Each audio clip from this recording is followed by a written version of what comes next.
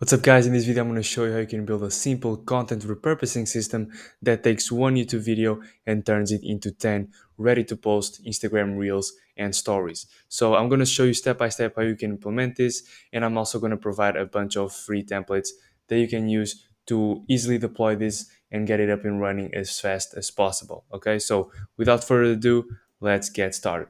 Okay, so to get the system up and running, there are two main tools that we need. The first one is Placid.app and the second one is Make.com. We're going to use Placid.app to automatically and dynamically generate the new videos, and we're going to use Make.com to glue Placid.app with a bunch of other tools to actually create the automation and create the system that works. Okay, so this is the automation that we are going to build inside of Make. You can access, by the way, you can access this Figma board and the Make.com automation and all the prompts for the ChatGPT that we are going to use later if you go to the first link in the description and get everything for free. Okay, so this is the automation we are going to build on Make. Let me quickly run you through it so you know what exactly we are going to build. Let me first show you what the type of output does this automation make and the style of the content that ends up creating, right? So the final output of this automation is a Twitter style reel or story. So it's going to generate this type of reels where there is a video in the back, a random clip. Obviously, it's not going to be random if you use your own clips, but here I'm just using random stuff. And then it's also going to embed a tweet that the AI wrote about that video. So this is the form that the user submits, and then the automation will trigger. And at the end, it will generate 10 videos like this, each one with its own tweet. So how this works is we have a form inside of Tally. The user fills out the form providing the YouTube video they want to repurpose, the link of the YouTube video, and then they can select which raw clip they want to use for the reel. As I said, the raw clip is the background clip for the reel. These raw clips are stored on my Google Drive, and the user can select it, and then the automation will use that clip to generate the videos. Okay, and this is done using the rest of the modules inside of this Make automation. So this module here will get the response, will get the submission from the form, and then we're going to use Apify to extract the transcript of the YouTube video. So we're going to use the URL that the user provided on the form submission, and we're going to use it to transcribe the video and get that transcript. And then we're going to use that transcript to generate 10 tweets about the video. We're going to use ChatGPT to do that. So it's going to take the transcript, analyze it, and write 10 tweets. And then we're going to download the raw video. So as you saw, we select here the raw video we want to use for the final output here. And this module here is simply downloading that video and then is uploading it to Placid, because Placid is what we're going to use to generate the video. So we need to upload the media to Placid before using it here in the next module. So we upload that to Placid, and then here we are just iterating through these three modules to run every time there is a new tweet. So these three modules will run every time, in this case 10 times because there are 10 tweets, generating a new video combining the raw clip with a tweet with this design right here. And then it's going to download that video that Placid created, and it's going to upload it back to Google Drive. Placid stores the video in a web server that they have, but in this case I just prefer to upload it back to my Google Drive so I can easily access the videos. Okay, so this is the final automation that we are going to build. It takes the YouTube video, it takes the raw clip the user wants to use for the reels, and then it's going to generate 10 Twitter style reels or stories like this, each one with its own tweet that the AI generated using the transcript from the YouTube video. Let me show you now how to actually build this step by step and provide you all the prompts and everything you need to get it up and running. Okay, so the first thing you want to do is create an account on Tally if you already don't have one, and create a form for this automation. I have Tally opened up here. This is the form that I built inside of Tally. It has this logo, all these colors and stuff, but what matters is these two fields. So I ask for the YouTube link that the user wants to repurpose, and also which raw clip do they want to use for the reel. So you can also see that I have a couple of strings here, these weird characters. These are just IDs from the Google Drive videos. I will explain in a moment. Okay, so I can select which raw clip do I want to use and also provide the YouTube video that I want to repurpose. And then it will trigger this automation inside of Make. You can download this automation on the free resource hub. Just go to the first link in the description and then you can import it and select the blueprint. The automation will appear immediately and you just need to start connecting your accounts to the different modules. Okay. So we also have the YouTube Transcript Ninja. It's the one that I'm using to extract the transcripts from YouTube. Epify is really cool because it has a bunch of fast and simple web scrapers. You can also follow along here on this Figma board that is also available on the free resource hub to actually connect Epify with Make, how you get the API token and all that. It explains everything here. Okay, but after you create the form, you want to connect it to the automation that is available on the free resource hub and create your webhook. And then every time you submit, the form, so you go to share, click copy, you open a new tab, open the form. Every time you submit this form, it will trigger this automation. And then the second module, run an actor, it will use this actor right here, the YouTube Transcript Ninja. It will take the YouTube link that we provided on the form, and will scrape and extract the transcript from the YouTube video. And then we're going to simply sleep for this is 3 seconds. Okay, we're going to use just 1 second because that's too much. But we're going to sleep for 1 second here just to not trigger any rate limit for the Epify API, just to not have any problems. I'm not even sure how much is the rate limit for Epify API, but whatever.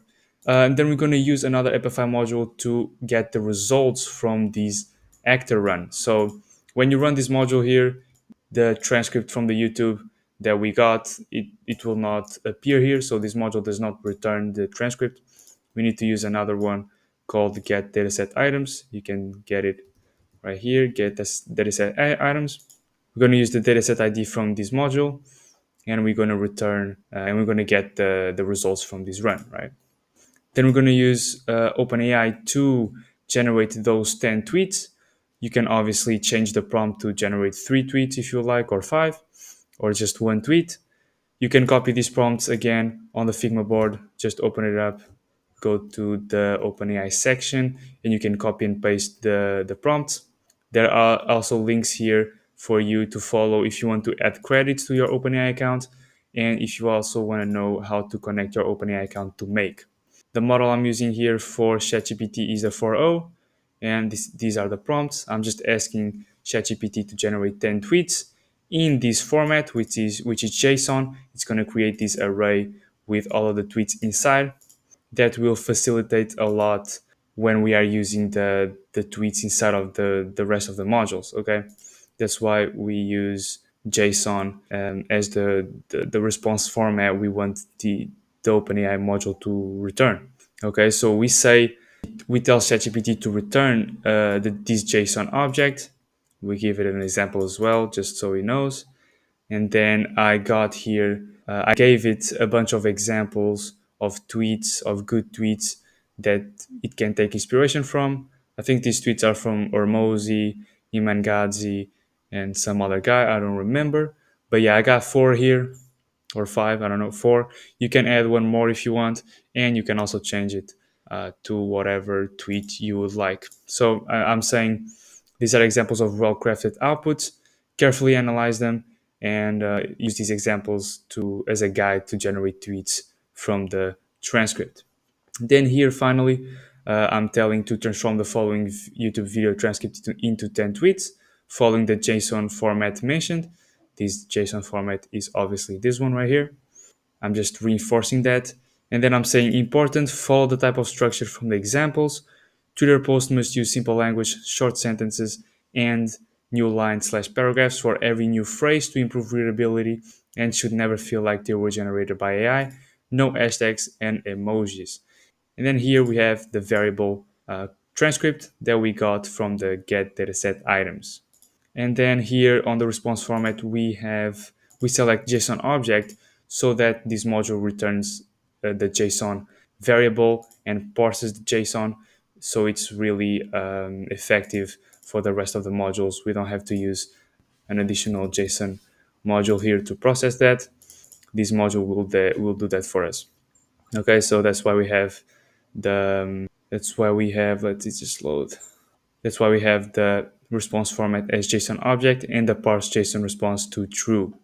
Here for the temperature, I like to set it up as 0.8 instead of 1, because if it's 1, it's going to generate a little bit more diverse and creative responses, which sometimes is not exactly what we want, because we want the AI to analyze the transcript and create a tweet around the content that the YouTube video talks about, right? We don't want the AI to start talking about other stuff. We want it to be more specific, more well defined, and more focused on its outputs. That's why I set it up to zero point 0.8.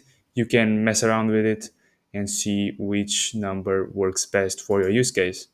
Next, we have a Google Drive download a file module, because we need to download the raw clip that the user selected from the form submission.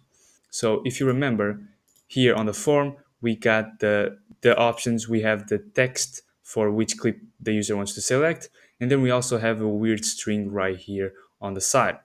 This is the ID of the video on Google Drive, because the raw clips are on Google Drive, and each single video here has its own ID, and this is the ID we're going to use to download the correct clip that the user selected on the form. Okay, so if you open the video on a new tab, you can see that in the URL there is this string. This is the ID that I copied. So I copied each ID for each single clip, and I added it to the options inside of Tally. So I just copied and pasted here the ID, so that we can use that ID on the Google Drive module to actually download the correct clip from my Google Drive. Okay. Now we are using here two functions, because the string that we get from Tally, it's this whole string right here. We need to actually extract the ID, only this part of the string, because it's obviously the ID from the clip and not this whole string. If we give it this whole string, it's not going to work. So we need to extract this ID from this string. And to do that, we use these two functions, the split and get function inside of make.com. So the goal here is to extract the ID from the string, and we can use that using the split and get function. The split function is used to divide a string into an array of substrings based on a specific separator. In this case, I'm using this character right here as the separator, because as you can see here, the character is right here. We want to create an array where the first value is the fireworks clip and the second value is the ID, and then we want to get that second value. Okay, so we are splitting first we are splitting the string, but so we're going to run the split function, and it's going to create a new array like this, where the first value is the fireworks clip, and then the second value is the ID that we want to extract. Now we're going to use the get function right here. We're going to use it to get the second value of the array. Okay, that's why we are using these two functions. So we're going to split this string with this character as the separator, and then and then we're going to use the get function to get the second value of the array that the split function created. Okay, and this way we download the correct raw clip that the user selected when submitting the form. Next, we are using this Placid module to upload the video we downloaded from Google Drive. Okay, so first we need to upload the video, the raw clip that we got from Google Drive, to the Placid storage, so that we can use it to create a new video. Okay, so we're gonna first upload that to Placid. And by the way, you can create a connection on Make for Placid by going to the API tokens page on your project and copying the API token and creating a new connection. And then we have an iterator here that is going to iterate for each tweet that we get from the OpenAI module, because here the OpenAI module returns an array right here. These three modules here are going to be executed for every single tweet, and it's basically just creating the new video, getting that video, and then uploading it to Google Drive as well. For the creative video Placid module here, what we do is we select a template that we have inside of Placid. I'm going to quickly show you how that works in a moment. So you select that template, and then the dynamic fields inside of that template will appear here so that you can change those values. Okay, so let me show you how that works. I have this template here with this design. Obviously you can make it prettier, you can make it however you would like, and the dynamic fields that I have are the actual text field for the tweet and the background image. In this case it can also be a video. It's called a picture layer, but it can also be a video. Okay, so for the dynamic fields, what I have is the tweet and the background image in the back, right? Because it's going to be the reel and this is going to be the tweet, not this text right here. Okay, so here on make, because those two fields are dynamic, they will appear here, the new picture layer and the text layer. The text layer is going to be the tweet. That's why we have the value from the iterator module. This should be green. It's not green, but it works anyways. It's just a bug here from make. But this value is from the iterator module here, because as I said, the iterator will iterate through each tweet, which means that this Placid module right here is going to run, these three modules are going to run 10 times because the array has 10 tweets, and every time it will have a different value. This variable called value will have a different tweet assigned to it, right? So we add the value here, which means that every time it creates a video, it's going to use the tweet that it's iterating through from the array, okay? And here for the video URL, we use the URL from the Placid storage, okay?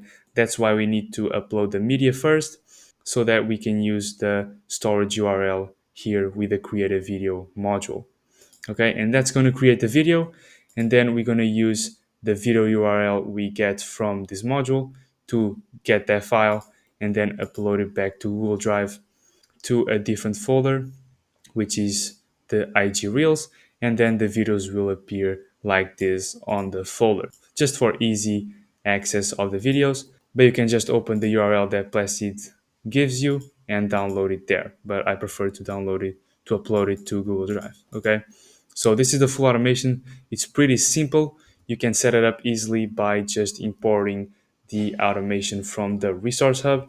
It also explains in more detail everything right here, but I have pretty much already explained to you everything. A couple quick notes here is that to make this better, you could also add an option here on the form where you ask the user how many videos they want to generate. And then you would use the value that the user submits on the form, and you would use it to give it to the AI so that it generates the number of tweets that you want. Okay, instead of 10 tweets, you would say you would add the variable here that you get from tally, and then you would have also to change this tweet. You would have to say to create a JSON format like this, but instead of having 10 values like this, you would just say like times the number, like times and then the number that the user selected. You just gotta explain to the AI how many tweets you want to generate from the value that you get with the form submission, right? This is just a quick note, just an improvement that you can make to this system. Just to wrap things up, let me just quickly show you one of the examples of the videos that it generated. So we got the raw clip, which is just a random video that I got on the internet of this river and this nature. And it's watermarked because I ran out of Placid credits, but you can see how it will look like in the end. It has a good quality video with the design of the tweet.